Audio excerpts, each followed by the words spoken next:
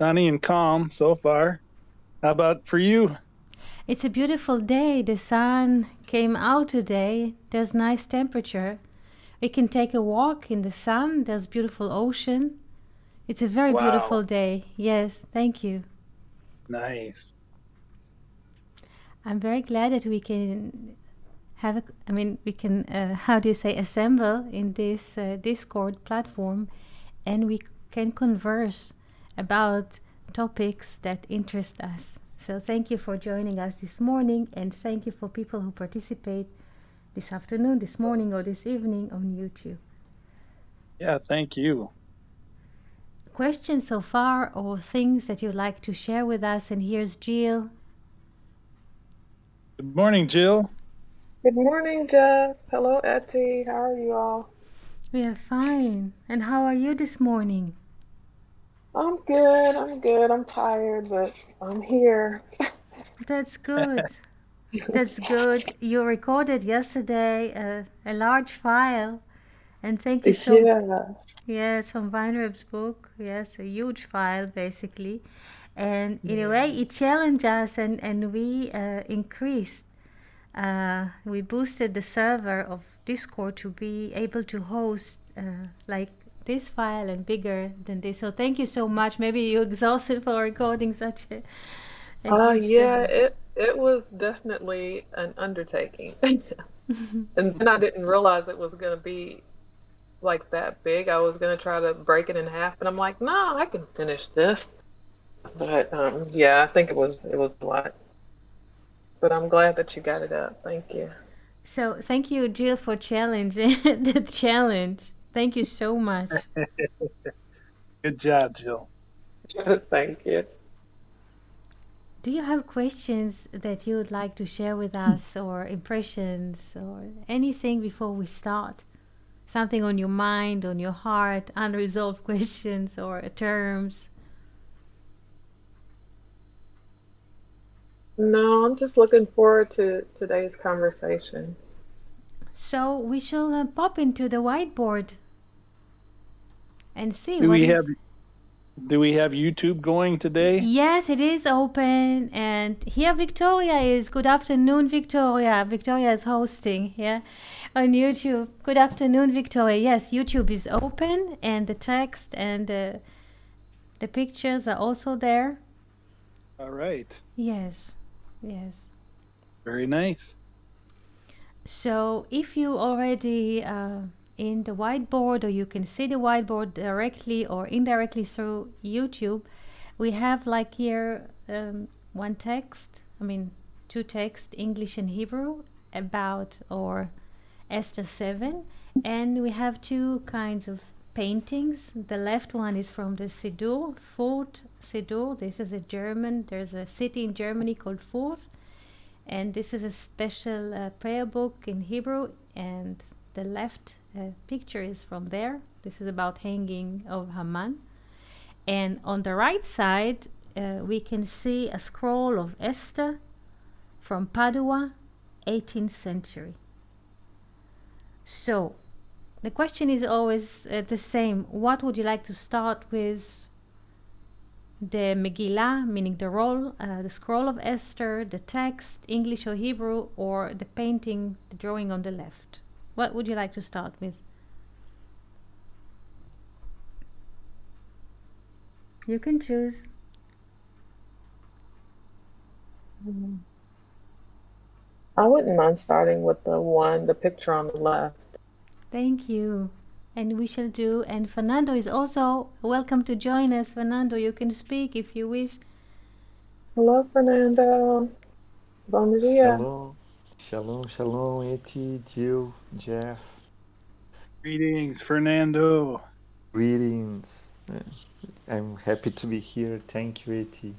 I was listening this morning to Jill Audio's book, so thank you, Jill, for your recording as well. So You're welcome. I'm sorry, you all. Sometimes I get hung up on words, and so it sounds like a no, lot of it's a lot of great. It's hiccups. good. Jill, It's great. it's It's wonderful to great. hear you in the morning.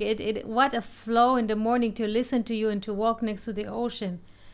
I would like to Oh, greet everyone with this ability to walk up, to wake up in the morning, to listen to you and to walk.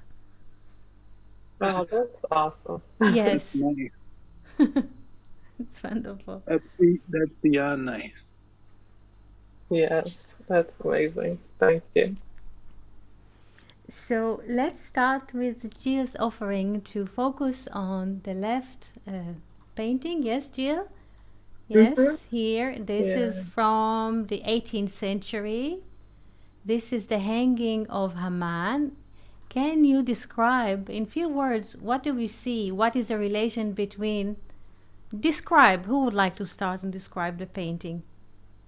It's illustration in a way in a book. It's illustration. So who would like to describe it? I guess Philippe? I could. Yes? Unless ahead. Jeff wants to. Go ahead, Jill. I just see the ladder to the left, and it looks like the I guess that's Haman that's hanging to the right of the picture. Mhm.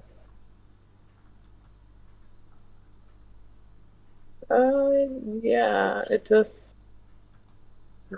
is a lot of wood and just the two people there. Thank you. It's Thank you. supposed to be a 50 cubit gallows, apparently, from what the lore says, I think. Yes, so let's write it. And good morning, Rodrigo, and good morning, Felipe here on YouTube. I just 50 amma, this cubit, the 50 cubit. Yes, Yes. 50 cubits. Amma, 50 amma. This is very important, the word amma.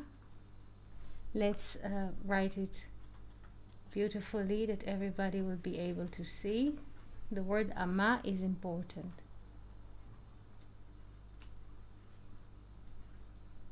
This is the size of the tree. Yes. And what is the relation between the angle of the ladder? Can you describe the angles here? The angles. Fernando, Rodrigo, Felipe, please participate. Victoria. It's a very precarious angle, of course, with the ladder, and it's I don't know what you'd call that, 45-degree maybe. This is interesting. So you say that the ladder is, where is the 90-degree angle? Let's start. Where is the, please describe where is the 90-degree angle that you see. Where is it? Well, right above the fella on the ladder Very good. on that Very- gallows. Very good. This is a very vast ink. I make a thinner. 1 second. I would like to mark this, the 90-degree. Yes. Well, I'll have to take a pen, a line. I didn't do it. No, this is black. I'm learning while doing, so please excuse me because I'm doing this from the beginning. Okay, straight line. I choose and try to make it yellow. It's working. Here. And here we have another one. To pick another one. So this is, Jeff, what you mean 90 degrees? This what you meant? Yeah, that is exactly correct. Yes. And there is another diagonal here of which the, sorry, this is, okay, this is another Kind of part. makes a Pythagoras triangle, perhaps, with that one arm Yes, yes, of the ladder. yes, yes. 1 second. I'm learning. 3, Excuse 4, me. and 5. Yeah, 1 second. Yes, I'm just. Excuse me. It takes me. Take your Yes. time. Thank you. There's no Just- rush. Because it jumps. I want to make like distinctions of colors. And 1 second. Focus, Etty. Focus. Oh, yeah. Well, while you're doing that too, the guy on the ladder has red and white on and blue. So, Again. yeah, there you go. Okay. Red. Again. The guy on the ladder. He's wearing red, white, and blue. Yes. We've discussed that before. Yes, that's correct. That's correct. So thank you, Jeff. What we see here is the 90-degree angle. And we see like a Pythagoras. I'm trying to move with the colors, excuse me. No problem. Here. 90 degrees here.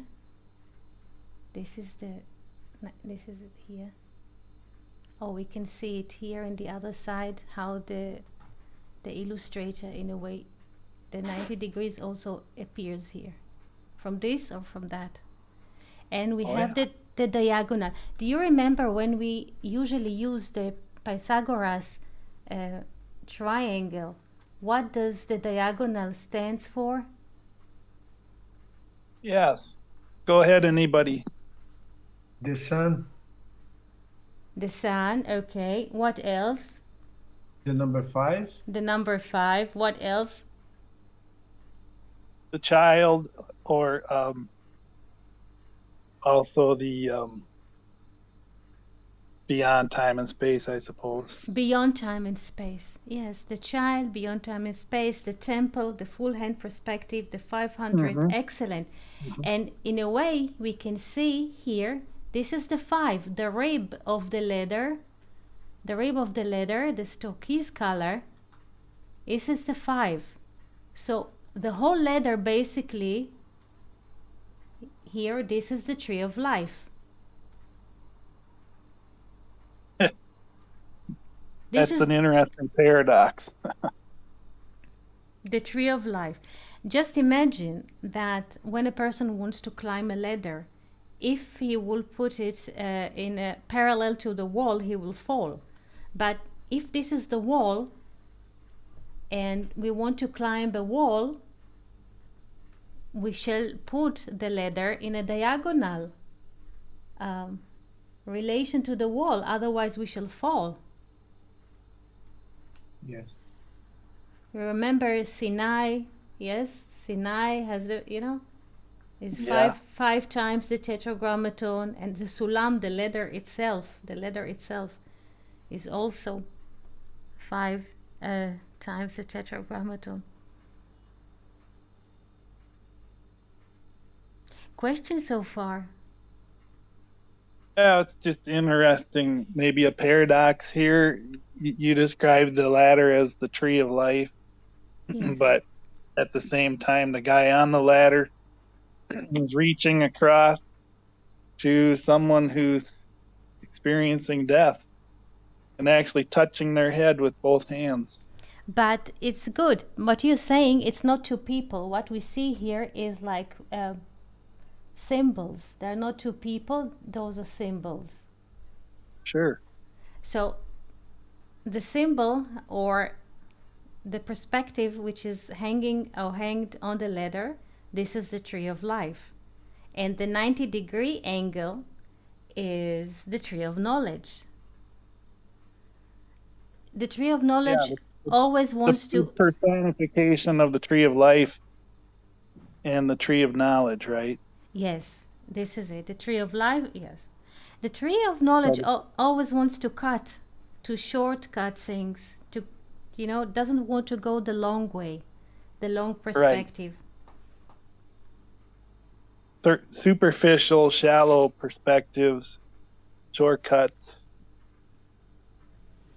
What is interesting is the relation of, so to speak, Haman and the land or the power of gravity. The tree of knowledge is always submitted to gravity. It is submission. The definition of the tree of knowledge is submission to the gravity, to the matter. Right. The natural or the laws of nature, Yes. the natural, Yes. submitted to them. And Weinreb, he discusses this book of Esther in terms of what happens when the laws of nature are no longer in force, so to speak. And that's very fascinating discussion he's got going there. But he would be talking about what happens when the tree of life is in effect, or Yes. connection with the natural laws. That's beautiful what you say, because just to connect to what Weinreb said, and I was listening to Jill's reading this morning, that the drama, the neshama penetrates the human drama at zenith.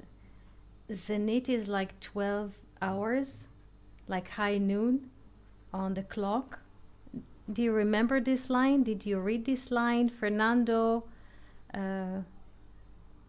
Or Jeff, did you reach this part that the neshama, the soul, penetrates our life and intervene in the scenario here at the zenith? Did you reach this part of reading, or it's too soon for me to speak about that? Yes. Yeah, I think I did. Yes, yeah. And what was your, how do you say, impression from this line?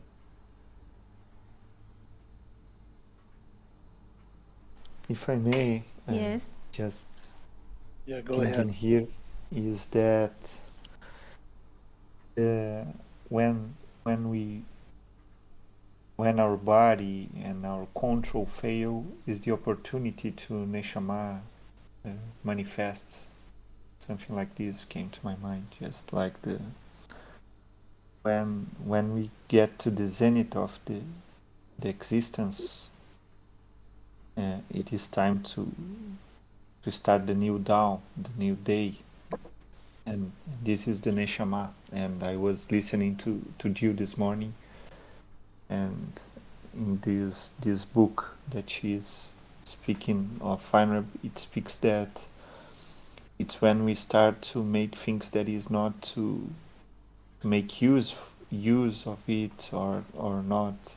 They are not utility. It's much more related to creativity, much more related to life in general. Excellent. This is what I remember. Yes. And to explain what, yes, Jeff, did you want to? Thank you, Fernando. Thank you. It's beautiful. Go ahead, Eddie. Go ahead. I just would like to ask for your impression about the zenith before I open the discussion. I would like to hear you. You're talking about the zenith? Yes. Yeah. Yeah, at the zenith, there seems to be an overlap, I guess, a time where of no return for what do you call it? Multiplicity, or he had another way of describing this, where everything just continues to build and build and build. He even described it like the moon. It gets to the full point, and then it waxes and then it wanes. And so there's that zenith, and the material things cannot continue it's just by nature. There's a zenith, but it's also crossover, he said, to the point of return, to the point of, and at that zenith, that crossover, it's the neshama seems to supersede some of the natural laws, I guess, if I'm understanding it correctly. This is exactly what you said. You and Fernando. Good. Yes. I just would like to look at it in terms of numbers and to help us to find this need in terms of how we met it through the mathematics. So we have yes, there is a clock here, and this point at 12. In most of the legends, at 12 midnight, something happens. Israel leaves Egypt. I mean, the first, not leave, but let's focus. I'm trying to focus now. So there is a clock, and 12 is the highest point in the clock. This is the zenith. Zenith, what you call zenith or zenith. This is 12. This is when we reach the full exposure to multiplicity. We can also describe it in this way: 12 double 12. Humanity or each individual reaches a point of multiplicity in which he is so far from the origin that he reached this formula in his or in her life. At this point, in the zenith point, there is a drama in each and every one of us, in his life, in his course, in her course. And in this drama, everything is being shattered because we reached the last end, and the neshama penetrates and intervene in the story. Do we understand this kind of perspective? This is without words, this is with numbers. Do we understand this? Yes. Yeah. Yes, it's very interesting. So what is the neshama? 144 is Adam, the human perspective, the ability to speak and to relate by words, and Emet, which is 441. Without going into details in each and every one of our participants' life, everybody knows his zenith point. Zenith point, zenith. Zenith is also a term which is borrowed from the Arab.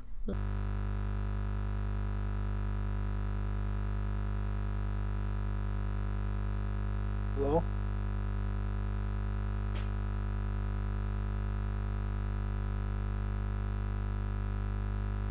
Hello, Eddie.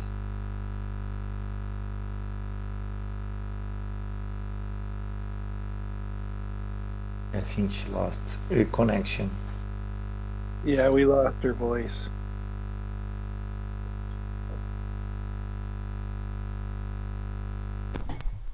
Hello, She'll can you get hear? there. Can you hear now? Yeah, you're back. Thank you. Yeah. It was the wire. Yes. It moved. I did not know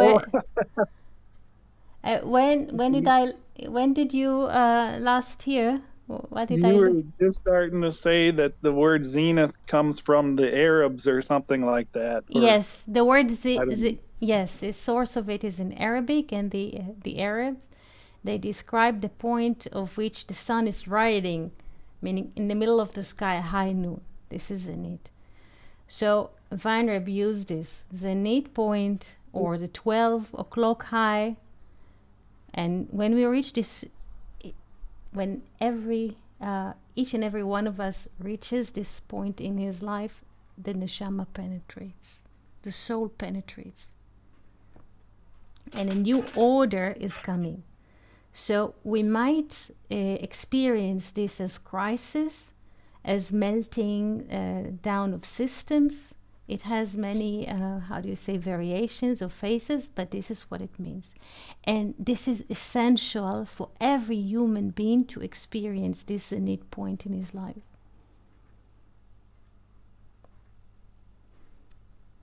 Questions so far? Yeah, I think not a question, but a comment that what you describe as the zenith or the meltdown point is oftentimes when people, everything fails and crashes, and at that point they discover God again. he's been dead, or he's been asleep, or he's been, you know, he's hidden, is what Weinreb describes as people's impression about God. But he's not dead, he's not asleep, but not until after that zenith point does it become aware how involved and how real he is. And that, like you say, Eddie, that's important for people to reach that point, and the whole world to reach that point. Yes.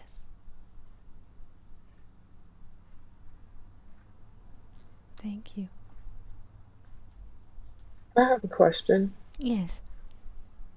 As I'm sitting here looking at the picture of Haman, so the neshama knows what's going to happen. Okay, so I'm trying to make this make sense in my head. I'm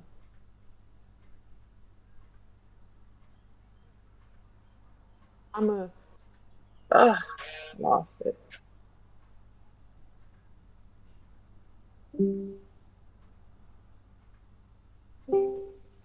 Yes. I'm sorry. Can you hear me? Yes, we can. Phone had went out. The neshama is aware that Haman is going to be like symbolic of something, and so it kind of feels like to me that as humans, we kind of fear death, but the neshama doesn't seem to fear death. Or Yes. am I? Yes, you're in the right way, but I would like to explain what death is, because Okay. yeah, usually when people think about death, they think about a lifetime. That person lives like 90, 100 years, and then this is death. And then there's like funeral and so. But this is not it.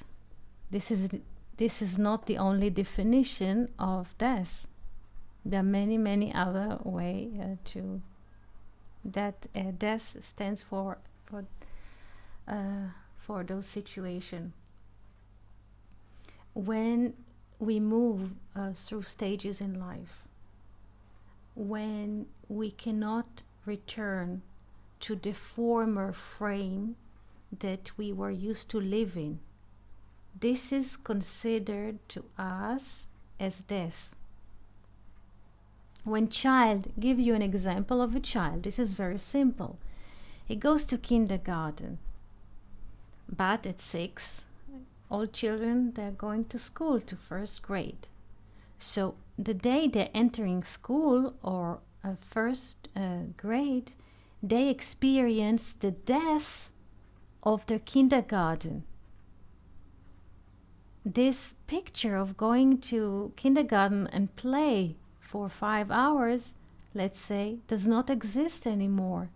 They are demanded to concentrate, to read and write, to do mathematics. So they also experience the death of the kindergarten inside of themselves. When people move, let's say, from elementary school to junior high, there's another reality. Elementary school does not exist anymore. It's gone. They have to adapt. Some go into depression. They can't adapt fast, or they don't understand. Right. And it goes... Yes, Jeff? Oh, continue. I'm really connecting with what you're saying. And sometimes the movement from junior high to high school, sometimes it's the movement here in Israel. We have army services, as in, how do you say? We have to serve. So some experience this in the movement to the army. Men and women. Men and women are, it's obligatory. So some experience in going to the army, some experience this of when the service is ended and we meet the world. So the movement is so sharp. And sometimes there is no, in a way, use to count the steps. This is just a general flow to express what this could be felt by our bodies. Bodies, I sense not just as arm and legs, and how we experience time and space.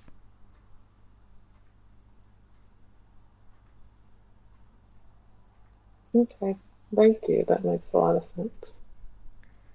So there is a beautiful song in English, and it seems that the summer is over. So also people are sad and they die when the summer is over. The seasons are moving and suddenly all this experience is gone. And it feels not like this. The tree loses its leaves and the evening comes very early. People feel or experience autumn as depression. They feel themselves that they're dying.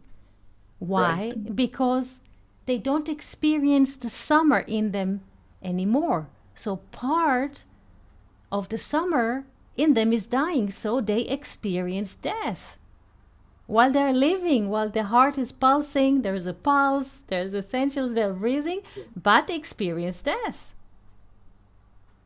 But I had a 17-year full-time ministry, and when it came to the end, that's exactly what I told people, my close friends anyway. I said, basically, I died.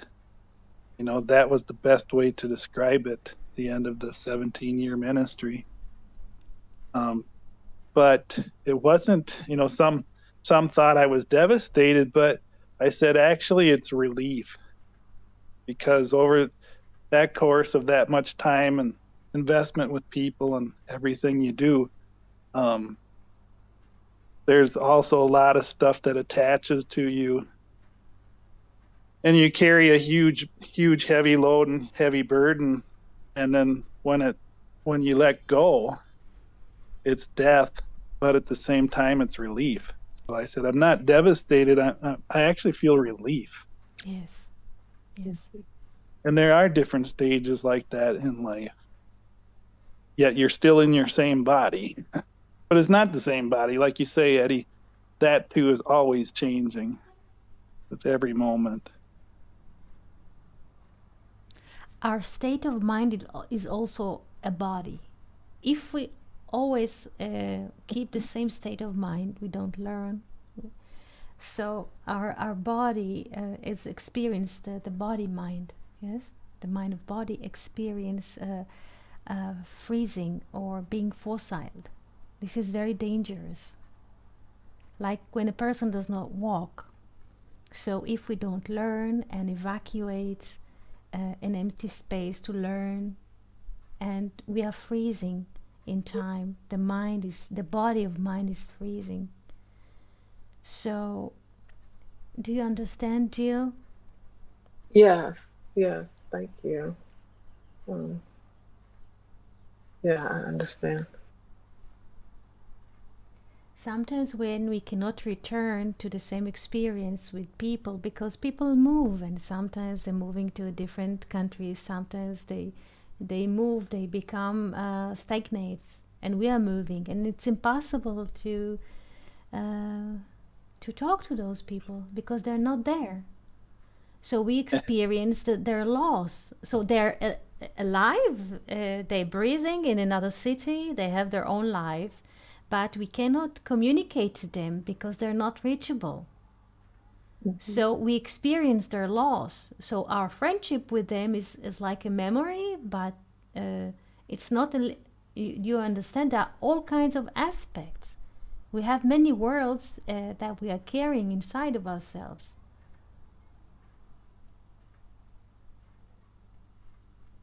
So, and the neshama is always active with each of these? Yes, she's yes, the neshama is always active with all of those aspects. For her, this is not a loss, because she's in how do you say, in a constant communication to all of those worlds at the same time. she never experienced losses, the neshama. Never. Wow, that's amazing. We sometimes look at life as a linear way or a polar way, and we experience our mind, how to say, deceiving us. And you lost this friend, and you lost. It's not true. We can communicate to them in the mind whenever we call them, whenever we think about them. They appear. Those worlds, those hechalot palaces, are appearing inside of us whenever we think about them.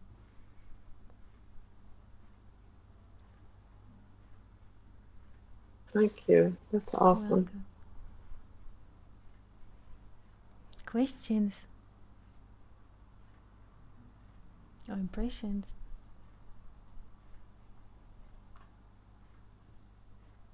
Felipe is writing, sometimes we cannot accept death because we did not experience this moment in a proper symbolic way. Yes. Yes.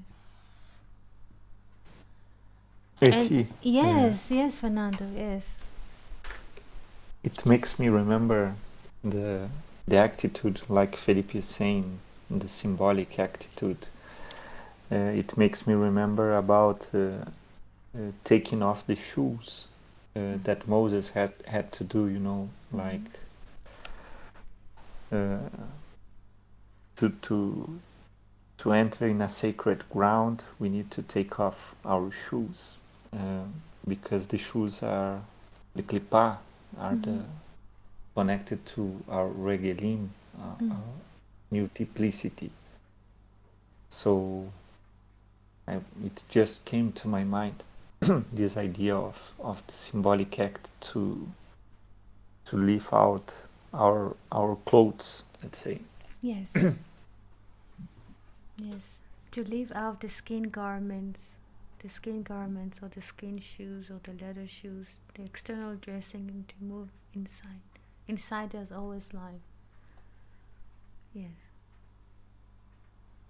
Not to be, sometimes we don't let go to seasons, not just seasons like natural seasons, summer, fall, and so on. Sometimes we don't let seasons in our life move on. We are stuck in one season, and we experience the loss of the season, the loss of the friends, and all the experience which is connected to this. But it's important to be in those moments and to experience all of this and to move on just not to be. Yes. You know, life is moving on, Yes. with or without you. Yes. You know what I'm saying? Yes, of course. You either move with life or you get left, and you know, thinking about what used to be instead of going on to what's next, you know. And I always admire people that pick up something new late in life. I knew a guy once that his fingers got too arthritic to play the banjo. He was a great banjo player, but he couldn't do it towards the end of 79 years. But at the age of 80, he could do the piano, so he learned that, and he played the piano with us. And I admired that, and I admire that when anybody keeps learning, regardless of what their body tells them they can or can't do.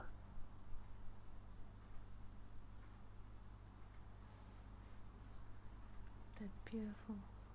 Always continue with relation, continue with emptiness, because in emptiness there is life. It's very important to evacuate our vessels, because in the emptiness new things can come. If we're occupied with a memory or with a thought of loss or losing something, we are occupied, and the spirit cannot come and nest inside.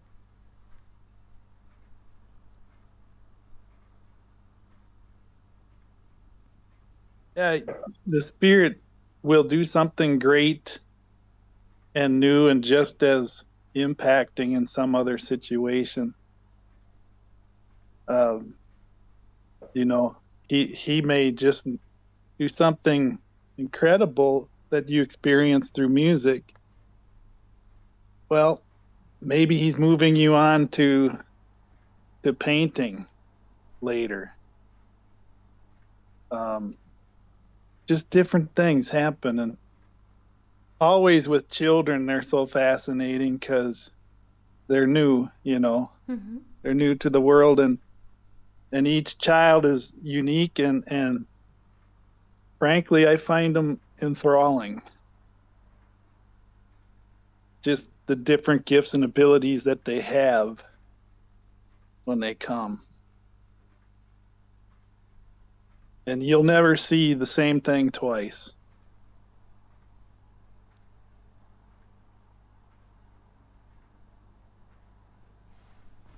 Thank you.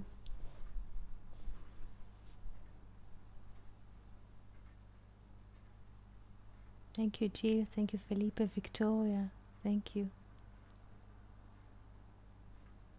Yes, Victoria is saying that the zenith overcoming point is very hurtful. One thinks he dies, but he is overcoming by hope, and it's so worth it. Overcome the crisis. Indeed, indeed. Very nice.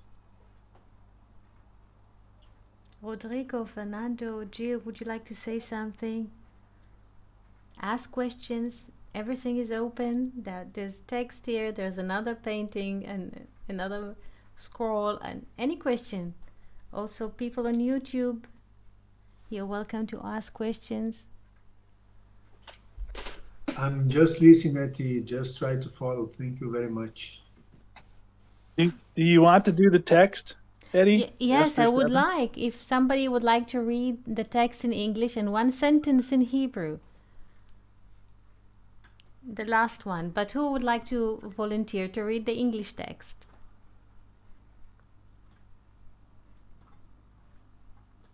If you're not completely tired of me reading. No, if you... No. Go for it. Okay. So you just want me to read the first one, Esther pleads for her people? Yes. Or you wanted me to read both?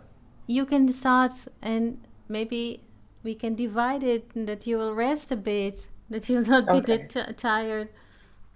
Okay. So the king and Haman went to dine with Esther the queen, and as they drank their wine on that second day, the king asked once more, Queen Esther, what is your petition? It will be given to you. What is your request? Even up to half the kingdom, it will be fulfilled. Queen Esther replied, If I have found favor in your sight, O king, and if it pleases the king, grant me my life as my petition, and the lives of my people as my request. For my people and I have been sold out to destruction, death, and annihilation. If we had merely been sold as men servants and maid servants, I would have remained silent because no such distress would justify burdening the king. Then King Xerxes spoke up and asked Queen Esther, Who is this and where is the one who would, I think it's rise such a scheme? Esther replied, The adversary and enemy is this wicked man, Haman. And Haman stood in terror before the king and queen. Thank you. Mm-hmm. And who would like to read The Hanging of Haman in English? How far does it go? Let's see. It's like, how do you say? Few verses, 7 until 10 including. Go to the end of the chapter. Just not, Okay. I think it's just, yes. All right. I've got my Bible here. It's a little easier for me to see. So verse 7 until 10, including 10. All right. The king got up in a rage, left his wine, and went out into the palace garden. But Haman, realizing that the king had already decided his fate, stayed behind to beg Queen Esther for his life. Just as the king returned from the palace garden to the banquet hall, Haman was falling on the couch where Esther was reclining. The king exclaimed, "Will he even molest the queen while she is with me in the house?" As soon as the word left the king's mouth, they covered Haman's face. Then Harbona, one of the eunuchs attending the king, said, "A gallows," so this says 75 feet high, but we'll say 50 cubits, stands by Haman's house. He had it made for Mordecai, who spoke up to help the king. The king said, "Hang him on it." So they hanged Haman on the gallows he had prepared for Mordecai. Then the king's fury subsided. Thank you. Thank you. And now we should move to the last verse in Hebrew. And who would like to read the verse in Hebrew? Fernando, Rodrigo, who would like to read it?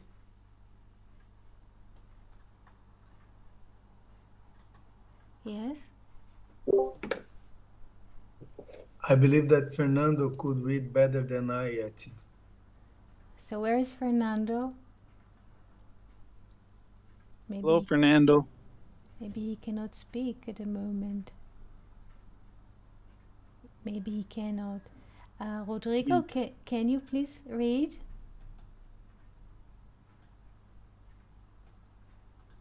Verse 10? Verse 10, yes. Oh, Eti.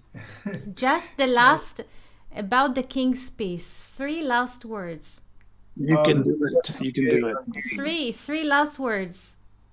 Yes?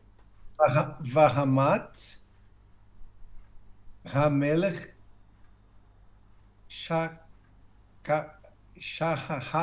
Yes. Yes, shahaha. Yes, and the fury or the anger of the peace was what? Let's call it pacified, or how the English says it, subsided. Yes? The anger of the king. Now, before we speak about the anger of the king or making the king having a peace, I would like to relate to how the Megillah speaks. Whenever we see the word the king alone, Hamelech, the word Hamelech, the king, 1 second, I'll exchange the ink here, Hamelech, alone, the king alone, Hamelech, the king.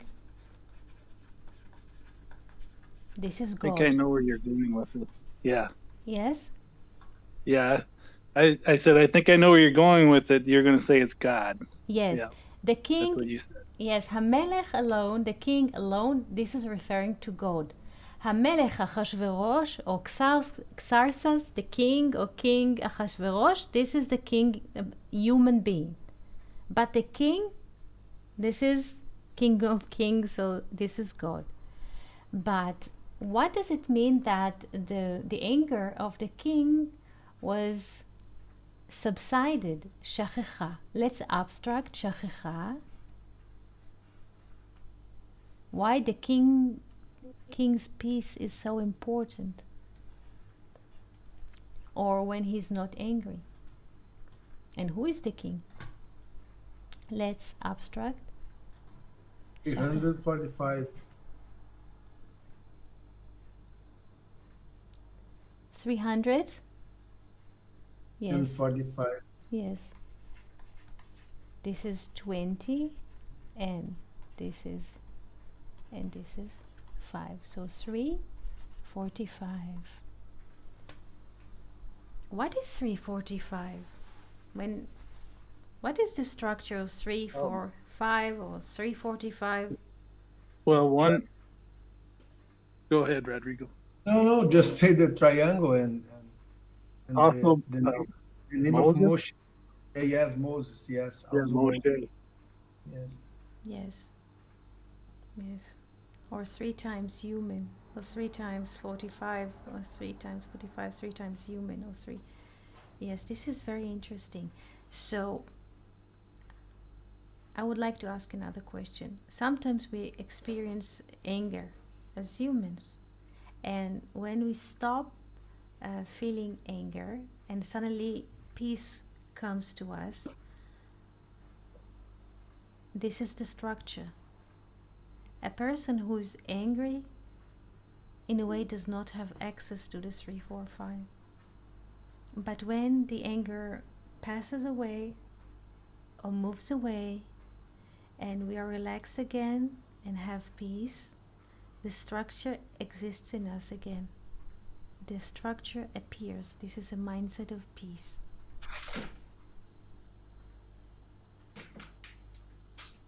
So this structure is not just about biblical structure. This is also a structure which is appearing inside of us.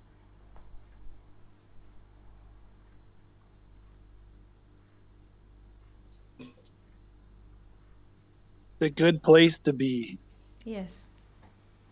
Yes. because things are resolved. Yes. Yes.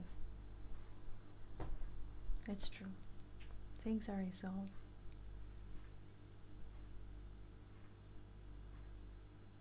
Because the name dwells inside of us. Because it's not just the triangle, it's also the name Moshe or Hashem, the name. And the name is basically the being, the tetragrammaton, the mode of being, not the mode of becoming. Being is peace. So when anger leaves and the being mode comes, it dwells, it's beautiful.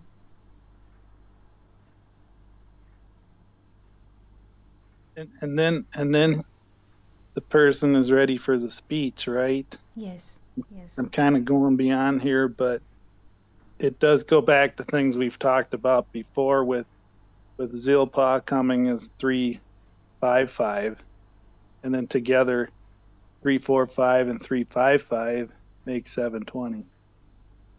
Yes. Or Yes. Moses and Zilpah specifically. Tzipporah, yes. Zipporah, I'm sorry, Tzipporah. Zipporah. Yeah, Tzipporah, yes. the bird. The bird is 375. Yes? 375, there we go. Yes. That's the Tzipporah. right number. Yes. Tzipporah. And together they make the bird the speech, and then together they make 720. The Bereshit. Thanks for correcting my numerical error. No, once you say, no, it's not a numerical. Numerical, you were right. You say Zilpah. Zilpah is the maid of Leah. So you're right with the numerical value. Oh, I was? Yes, the numerical value of Zipporah is, yes. But I meant Zipporah, though. Yes, of course, because it is like a drawing, because 345 is like this, like Pac-Man. This is Moses, if we take the circle. And Tzipporah is like this, is a circle, 360 plus 15. This is 375. So she is like a bird with her beak. And when we put them together, it's just like two circles, the sun and the moon, and 720. Bereshit, two beginnings, two circles, moon and the sun. Wisdom and grace.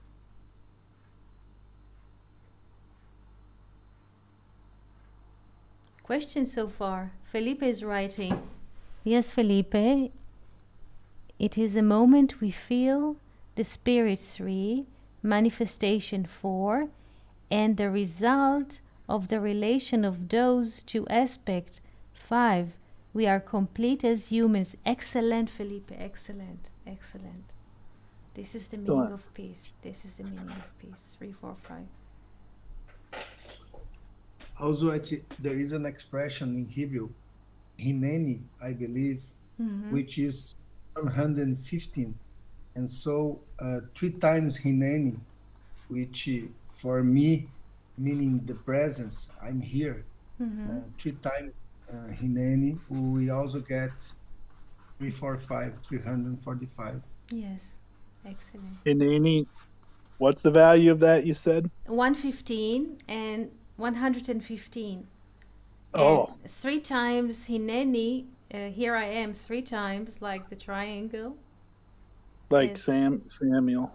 Yes. So it's 3, 4, 5. Yes. As he said it 3 times. Yes. Excellent. Excellent. Wow. Thank you, Rodrigo. I learned with Etty. Yeah. Really? Yes. I remember that. Yes, I remember that you were mentioning Hineni a few times. I remember that Jeff was mentioning, and Fernando. I learned from you a lot. A lot I learned from you. Questions or impressions?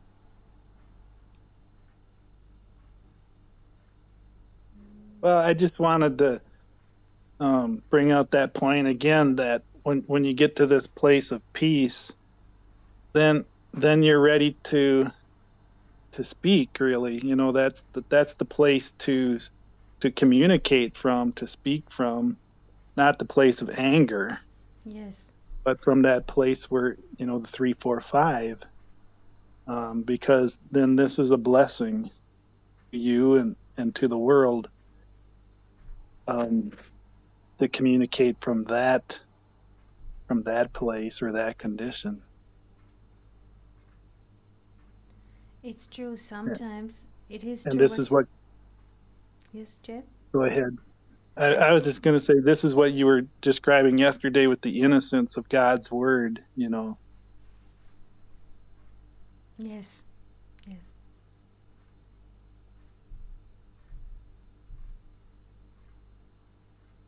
What were you going to say, Eddie? That sometimes when we experience anger, we cannot speak. It is very simple. It is very simple. Sometimes anger is like a structure that works inside. And there's like fire which is going on, and this fire not all the time enables us to speak.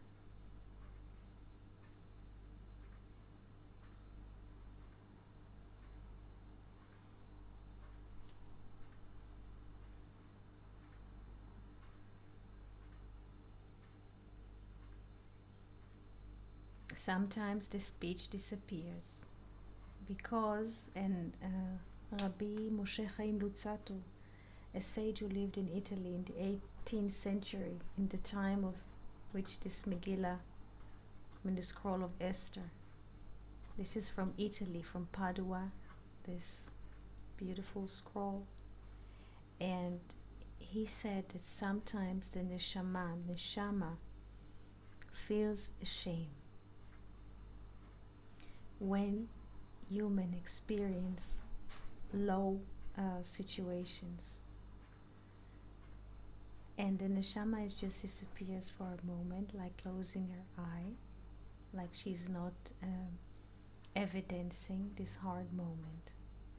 And in this moment we cannot speak.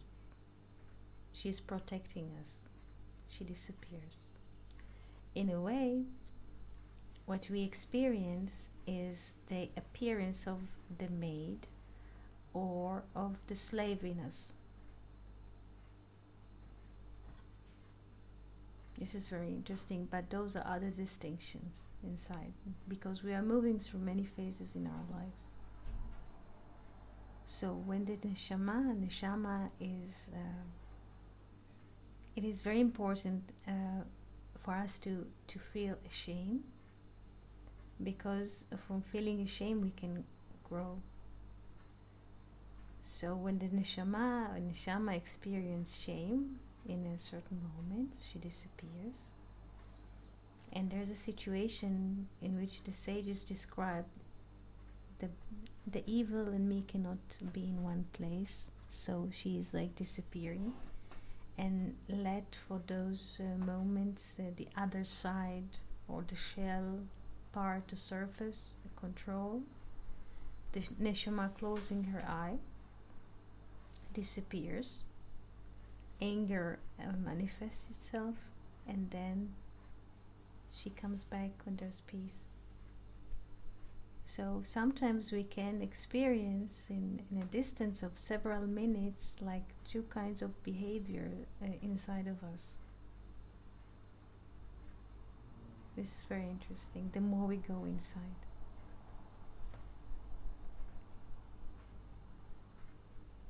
And it seems that the real agent of peace is God, Yes. by the story that we read in Esther 7. It's not the fleshly human king that can actually accomplish this. Yes. None of what transpires there with the hidden in the book of Esther is accomplished by man himself. Yeah. God is in Esther. He's, and ultimately he's in the king when this peace arrives. So again, it cannot be accomplished alone. Man cannot do this. But when peace arrives, it is an act or a movement of God. That's how I'm perceiving what these writings are about. It is. Peace is a sort of communication. I remember one day we were experiencing very hard storms this winter, and the storms were so hard that there was like whistling all the time, non-stopping whistling, like a great airport, but there was no airplane to rise up in the air, just sounds of engines. It was not engines, it was the storm. Of course, it's impossible to sleep, so I was sitting here trying to write something to read, and suddenly there was a moment of peace. The wind stopped it. How do you say, the storm disappeared for a moment, and it was silent. And suddenly I see on Slack, Jill sent a file of Weinreb's book. It was 3 o'clock in the morning. The storm stopped, and with the storm, with the sound of whistling, hard winds, all kinds of thoughts are flashing inside of ourselves, because the storm never gives us a sense of peace, because the ear is always occupying, receiving those signals of there's a danger, don't go to sleep. And when the storm stopped for one single moment, I noticed there's a peace, was and of course I did not create that the storm will suddenly stop. And at the same moment I see like a blue dot on Slack, and Jill sound a sound file, and it was amazing. By all means. Yeah. That's the spirit working. Because it's a communication. Like you said, it's not in a one man's hand. It's a sort of communication. Yeah. Yeah. It's beautiful communication. Thank you for that testimony, Eddie. Thank you. Thank you for listening. And Felipe is asking Etty what it means when the king says he would give even half of his kingdom to Esther. Half of the kingdom. Yes, חצי המלכות. Why the king promises her only half of the kingdom? He can promise her only half because the other half has to be hidden. So he offers her only half because one half is revealed. So he offers her only the revealed. This is half because the second half has to be concealed. Did I answer your question, Felipe? I hope that on YouTube it will be reflected because there is a delay of 2 or 3 minutes. So why does the king promises her only half of the kingdom? Because half is the revealed. He can give the revealed. He cannot grant her the concealed. So he, makes a promise on what he can.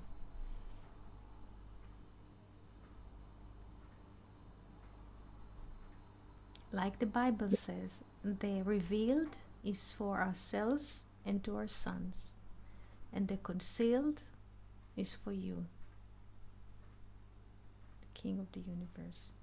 Haniglot, the revealed ways are to us and to our sons, to us and ourselves and to our understandings.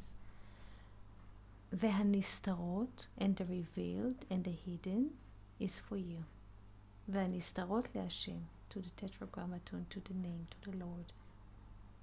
So he can promise her only the revealed.